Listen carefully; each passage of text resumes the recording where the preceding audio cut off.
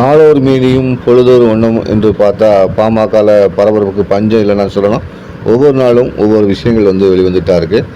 அந்த வகையில் சென்னையில் டாக்டர் ராமதாஸ் பேட்டி கொடுத்துருக்காரு.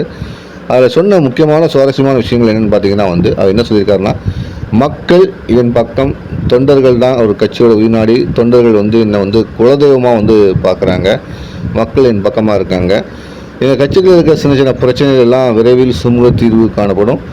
கூட்டணி தொடர்பாக தற்போது வரைக்கும் நாங்கள் எந்த முடிவும் எடுக்கலை. பாஜக தொடர்பான என்னுடைய பழைய நிலைப்பாட்டில் மாற்றம் இருக்கிறதா என்று நீங்கள் கேட்குறீங்க. அது குறித்து நான் இப்போது எதுவுமே சொல்ல முடியாது. 3 மாதங்களுக்கு பிறகு என்னுடைய தேர்தல் நிலைப்பாட்டை நாங்கள் அறிவிப்போம் அப்படிங்கிற மாதிரி சொல்லியிருக்காரு. மேலும் பார்த்தீங்கன்னா, மக்கள் என்னை குலதெய்வமாக பார்க்குறார்கள் என்று சொல்லுவது அன்புமணிக்கு வைத்த செக்கா என்ற நிபுணர்கள் கேட்டதற்கு பொறுத்திருந்து பாருங்கள் அப்படின்னு அவர் பதிலளிச்சிருக்காரு.